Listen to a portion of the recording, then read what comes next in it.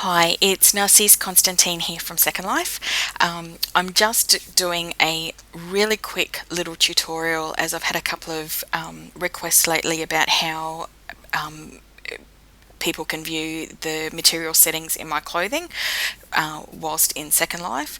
So I just wanted to run through what I do and be able to view those. I use the Firestorm viewer, so all the controls that I'm using is going to be via Firestorm. So let's get to it. So first of all, best way to go is just to go Avatar Preferences to show graphic settings,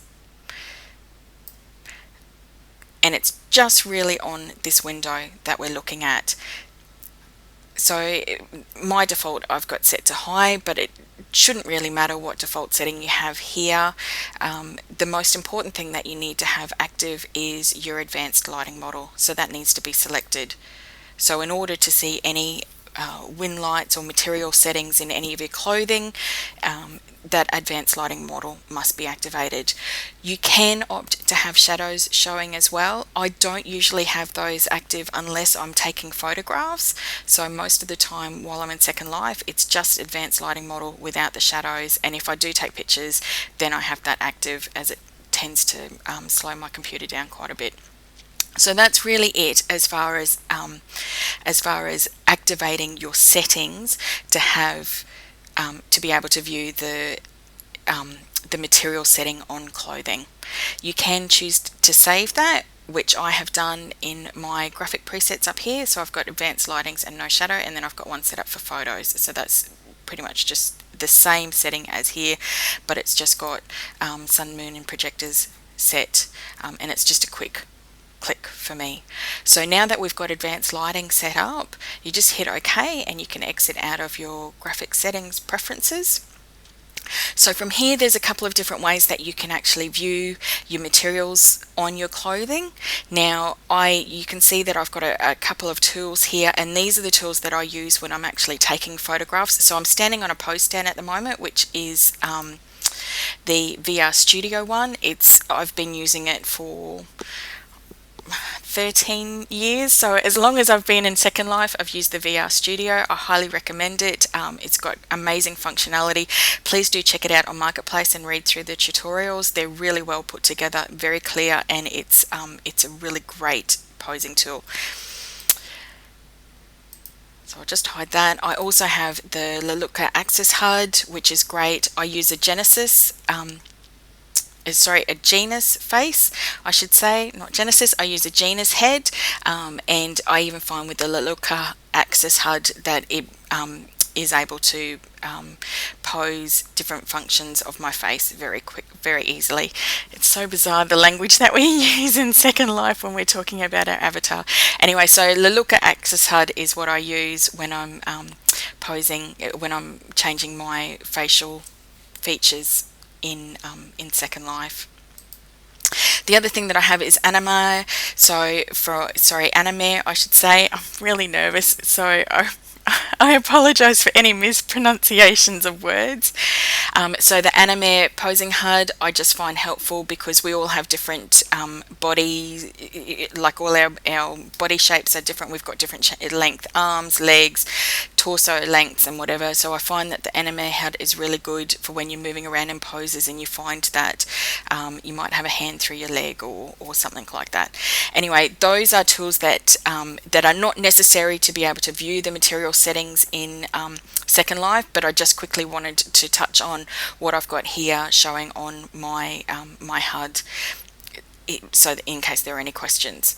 So in order to actually view the material settings, the easiest way to do it is through your wind light settings. So you can do that very quickly from your Firestorm quick preferences link. So there's wind light skies here. At the moment I've got it set to NAM's optimal skin and prim. So on that setting it actually doesn't show, because of the position of the sun, the sun is up very high, so it's not actually showing any light on on your body itself. So you do need to change that setting to one that has the sun or moon in a position that is lower on the SL horizon, because you want that light to be lower to be able to reflect the clothing materials when you're looking at them in world. So a quick and like just very quickly, a lighting effect that I would use is something like Anan Adored.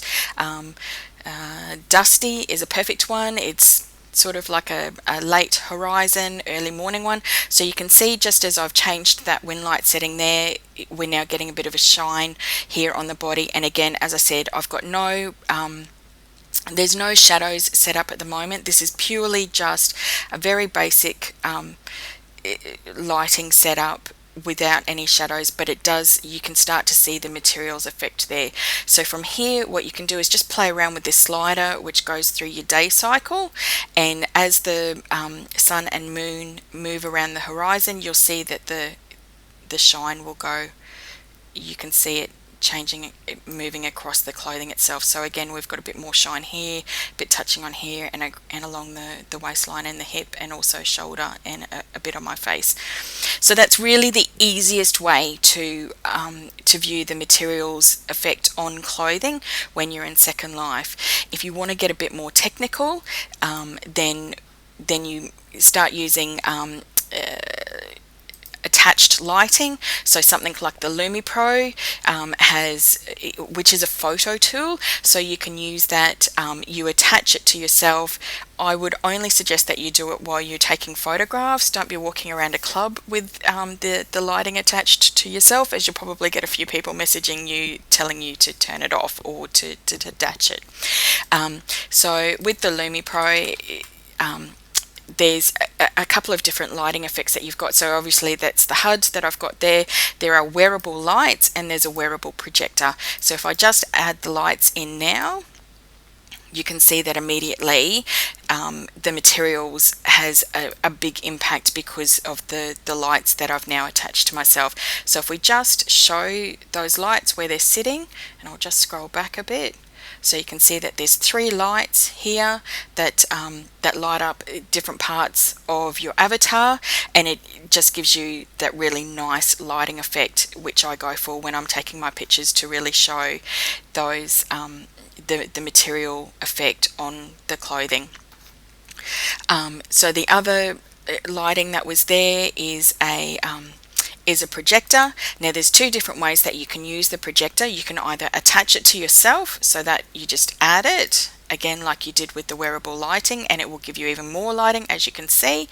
The other way that you can do the projector is you can actually res the projector out, which I do quite frequently, particularly with my ads and vendors, so that I've got that same lighting projector whether I'm doing a photo from the front or or if I'm turned around showing the rear part of the clothing.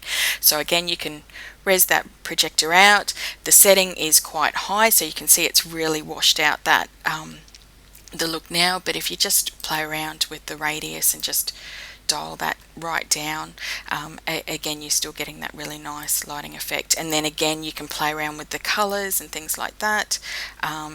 Play around with the intensity, and you start getting different tones of colors and things like that. And again, with your wearable lighting, you can play around with those color tones as well.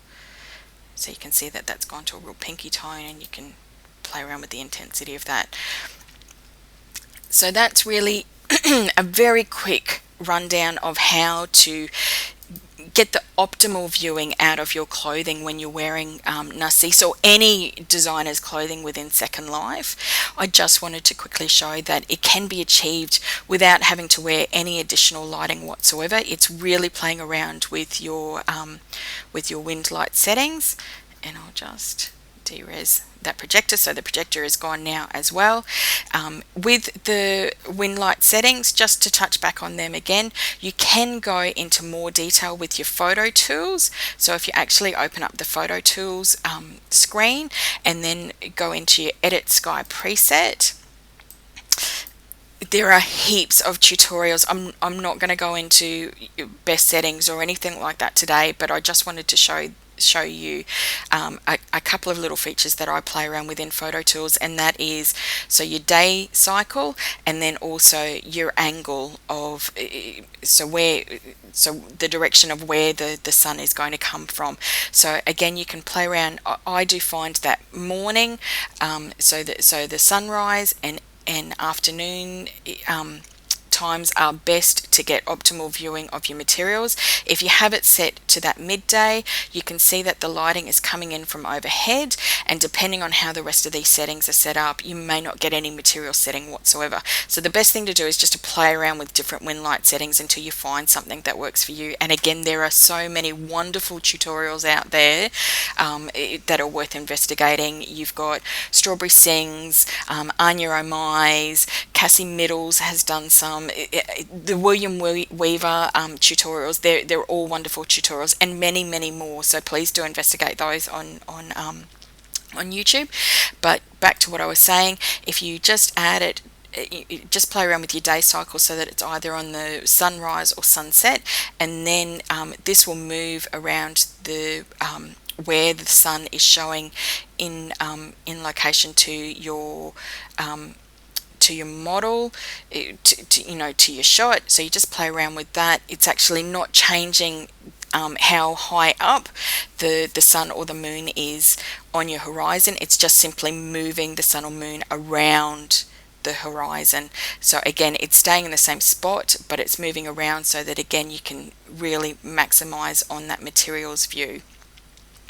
I really hope that this has helped with setting up your viewer so that you can optimize and get the most out of my clothing, and as I said, many other wonderful designers that do utilize the material settings, the material settings and the specularity within their clothing. So I use normal maps and specular maps, again technical jargon I know, but in order to be able to